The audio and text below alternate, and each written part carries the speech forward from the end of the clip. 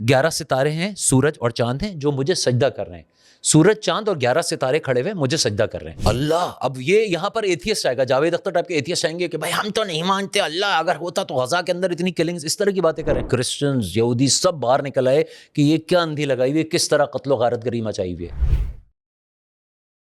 یہ اس کتاب کی آیات ہیں جو اپنا کانٹینٹ صاف صاف بیان کرتی ہے. ہم نے اس سے ریویل کیا ہے قرآن بنا کر عربی زبان میں, تاکہ تم عرب والے اس کو اچھی طرح سمجھ سکو. ٹھیک ہے, اے نبی صلی اللہ علیہ وسلم, ہم نے اس قرآن کو تمہاری طرف ریویل کیا ہے, وحی کیا ہے, بہترین اینگل میں واقعات تمہیں بتائیں اور سچائیاں تمہیں بتائی ہیں, ورنہ اس سے پہلے تم ان چیزوں سے بالکل بے خبر تھے. You understand? تو بہت ساری ایسی باتیں ہیں جو حضور صلی اللہ علیہ وسلم بھی روایتوں میں سنتے ہوئے آ رہے ہیں, جیسے ہم نے اصحاب کہف کا ذکر کیا اور بہت ساری باتیں کی, یہ روایتوں میں سننے. تو اللہ تعالیٰ کہہ رہے ہیں یہ ساری وہ باتیں جو اے نبی تمہیں معلوم نہیں تھی. یہ اس وقت کی بات ہے جب یوسف علیہ السلام نے اپنے والد سے کہا ابا جان میں نے خواب میں دیکھا ہے کہ 11 ستارے ہیں, سورج اور چاند ہیں, اور یہ لوگ مجھے سجدہ کر رہے ہیں. جواب میں ان کے والد نے کہا بیٹا یہ خواب اپنے بھائیوں کا نہ سنانا, ورنہ وہ تمہارے پیچھے پڑ جائیں گے. سچ بات یہ ہے. اچھا, انہوں نے کہا, یوسف علیہ السلام نے کہا کہ میں نے خواب دیکھا ہے, 11 ستارے ہیں, سورج اور چاند ہیں جو مجھے سجدہ کر رہے ہیں. سورج, چاند اور 11 ستارے کھڑے ہوئے مجھے سجدہ کر رہے ہیں. والد نے کہا بیٹا یہ خواب ان بھائیوں کو نہیں بتانا, ورنہ تمہارے پیچھے پڑ جائیں گے. سچ بات یہ کہ شیطان آدمی کا کھلا دشمن ہے, اور ایسا ہی ہوگا جیسے تم نے خواب میں دیکھا. والد کہہ رہے ہیں بھائیوں کو نہیں بتانا, شیطان کوئی شیطانی پن آ جائے گا ان کے دماغ میں. آگے کہہ رہے ہیں جیسا تم نے خواب میں دیکھا ہے ویسے ہی ہوگا. ٹھیک ہے, تمہارا رب تمہیں چوز کر چکا ہے اور تمہیں باتوں کی انڈرسٹینڈنگ سمجھائے گا, تمہیں کمپلیکیٹڈ پزلڈ سچویشنز اور میں بھی خواب کی انڈرسٹینڈنگ دے گا. ٹھیک ہے, آگے بڑھیں, سمجھ میں آیا؟ ٹھیک ہے, اور تمہارے اوپر اور آل یعقوب, آل کہتے ہیں اولاد یا ان سے جو, تو یعقوب علیہ السلام کی فیملی اور تمہارے اوپر اللہ تعالیٰ. اچھا, یعقوب کون ہے؟ یہ یوسف علیہ السلام کے والد ہیں جن کو یوسف علیہ السلام اپنا خواب بتا رہے ہیں. ٹھیک ہے, تو یعقوب کی اولاد پر اللہ تعالیٰ اپنی نعمت پوری کریں گے جس طرح سے پہلے تمہارے بڑوں ابراہیم اسحاق علیہ السلام پر کر چکے ہیں. یقیناً تمہارا رب علم رکھنے والا ہے اور بہت وائز ہے. سچ بات ہے کہ یوسف اور اس کے بھائیوں کا قصے میں ان پوچھنے والوں کے لیے بڑی نشانیاں ہیں. یہ قصہ شروع یوں ہوتا ہے کہ اس کے بھائیوں نے آپس میں کہا یہ یوسف اور اس کا بھائی دونوں ہمارے والد کو ہم سے زیادہ پسند ہیں, وہ بہت محبت کرتے ہیں, حالانکہ ہم ایک پورا گروپ ہے. اب چکر کیا ہے, اس زمانے میں ملٹیپل میرجز والا سین ہے.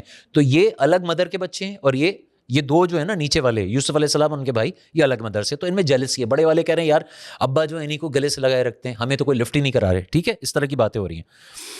ہم تو پورا گروپ ہیں, ہمارے ابا جان جو ہے نا بالکل بہک گئے ہیں, یہ نارمل نہیں. وہ کہہ رہے ہیں اب اس طرح کی باتیں کریں کہ ابا کا بیلنس آؤٹ ہو گیا, چلو یوسف کو قتل کر دیتے ہیں. اب یہ دیکھو سوچ کیا جا رہی ہے, شیطان ان کے دماغ میں آئے گا یوسف کو قتل کر دو تاکہ ابا کی ساری توجہ تم پر ہو جائے. کہیں قتل کر دیتے ہیں, کہیں پھینک دیتے ہیں تاکہ والد کی ساری توجہ ہماری طرف آ جائے, اور یہ کام کر لینے کے بعد پھر ہم نیک بن جائیں گے, ہم چوری نہیں کریں گے ہم نے کوئی گڑبڑ کی. اس پر ان میں سے ایک بھائی بولتا ہے یوسف کو قتل نہ کرو, اگر کچھ کرنا ہی ہے تو کسی اندھے کنویں میں ڈال دو. اس زمانے میں کنواں, پانی سسٹم کوئی نلکوں میں نہیں آتا تھا, کنویں سے نکالا جاتا تھا. اس میں فائدہ ہے کنویں میں ڈالو گے تو بندہ مرا نہیں ہے, اس میں کبھی نہ کبھی کوئی پانی نکالنا آئے گا, بچے کو بچا لے گا. ٹھیک ہے, تو کنویں میں ڈال دو, کوئی آتا جاتا اسے قافلہ نکال لے گا. اس بات پر انہوں نے اپنے والد سے کہا ابا جان کیا بات ہے, آپ یوسف کے معاملے میں ہم پر بھروسہ نہیں کرتے, حالانکہ ہم اس کے سچے خیر خواہ ہیں. نہ ہو ان کے والد کو پتا تھا یہ گڑبڑ ہیں, یہ بھائی ان کو پتا تھا یہ جیلس ہیں, جیلسی میں کبھی بھی کچھ کر سکتے ہیں. ٹھیک ہے, تو خیر کہہ رہے ہیں یہ کہ پلیز کل ہمارے ساتھ اس کو بھیج دیجیے, ہمارے ساتھ کھیل کود لے گا, دل بھی اس کا بہلا رہے گا, ہم اس کی حفاظت کرتے ہیں. والد کہنے لگے تمہارے سے لے جانا مجھے کافی مشکوک لگ رہا ہے, I am not really sure کہ تمہارے ساتھ بھیجنا چاہیے, اور مجھے یہ بھی شک ہے کہ کہیں سے کوئی جانور وغیرہ کھا نہ جائے, کہ تم لوگوں نے اگر توجہ نہیں دی کوئی گڑبڑ نہ ہو جائے. انہوں نے جواب دیا اگر ہمارے ہوتے ہوئے کسی بھیڑیا نے کھا بھی لیا تو پھر ہمارا کیا فائدہ, ہم ایک پورا گروپ ہیں, ہم تو بڑے نکمے ہوں گے اگر ہمارے ہوتے ہوئے ایسا ہو گیا. اینی ویز اس طرح وہ زبردستی کر کے اسے اپنے ساتھ لے گئے. اب انہوں نے طے کر لیا اسے اندھے کنویں میں چھوڑ دیں گے. ہم نے یوسف کو ریویل کیا, وہی کی کہ ایک وقت آئے گا. اب اللہ تعالیٰ نے یوسف کے دماغ, ریویلیشن ضروری نہیں ہے کوئی قرآن کوئی فرشتہ ہے, revelation could be a feeling.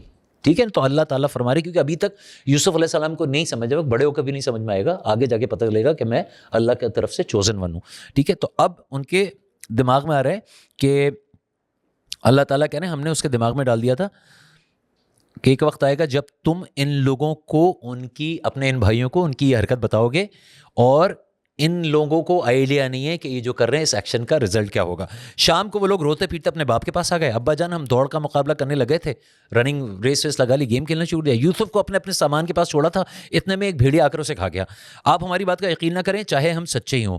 اور وہ یوسف کی ایک قمیض لے آئے, جھوٹ موٹ کا اس پہ خون لگا لیا کسی جانور کا.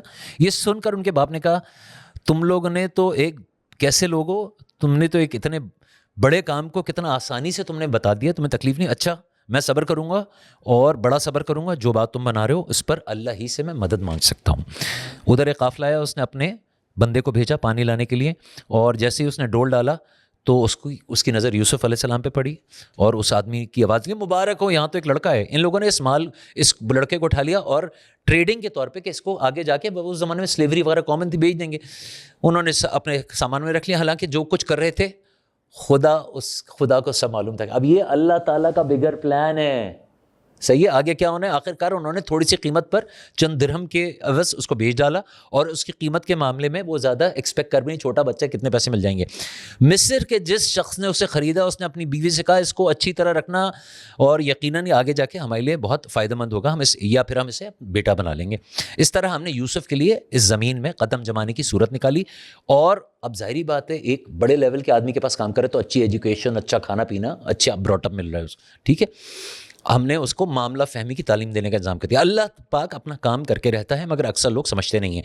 جب یوسف علیہ السلام اپنی پوری جوانی کو پہنچے تو ہم نے انہیں ڈیسیشن میکنگ پاور اور بہت نالج دی. اس طرح ہم نیک لوگوں کو ریوارڈ کرتے ہیں, ٹھیک ہے نا. اب یہ ایک پارٹ ہے. اب جا کے آگے جا کے اب دیکھو نا, ہمیں یہاں سے یہ اندازہ ہو رہا ہے کہ ہم نے جس طرح حضرت خضر کے بارے میں پڑھا, اور حضرت خضر علیہ السلام ایسے وہ کام کر رہے تھے جو ہم نارمل آدمی کے حساب سے ہوگا کہ یار یہ تو کوئی صحیح کام تو نہیں ہے, بچے کو مار رہے ہیں, کس چیزوں کی ڈیمیج کر رہے ہیں. ادھر بھی جو اب پیچھے سے سٹوری دیکھو گے ابھی تک تو یہ لگا ارے یار اللہ. اب یہ یہاں پر ایتھیسٹ آئے گا, جاوید اختر ٹائپ کے ایتھیسٹ آئیں گے کہ بھائی ہم تو نہیں مانتے اللہ, اگر ہوتا تو غزہ کے اندر اتنی کلنگز, اس طرح کی باتیں کر رہے ہیں. بھائی آپ کو یہ نہیں پتا کہ وہ غزہ کی کلنگز کے چکر میں, مجھے میرے دوست نے کہا, واپس تھوڑی دیر میں آتے ہیں اس پہ, میرے دوست نے کہا, کہنے لگا دیکھو تم کہہ رہے تھے نا غزہ کی کلنگ سے ہو جائے گا, وہ جگہ کچھ نہیں ہوا, دیکھ وہ اسرائیل ڈیٹ.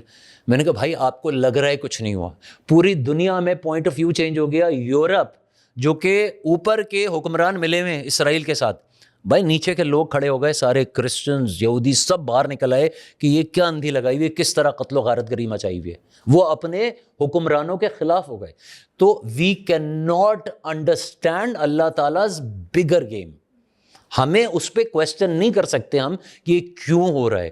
ہمیں اللہ پہ ہر صورت میں ایمان رکھنا ہے کہ اگر میں سیدھی لائن پہ چل رہا ہوں, اگر سب کچھ صحیح ہے تو سب کچھ ہر صورت میں صحیح ہوگا, کچھ بھی غلط نہیں ہوگا.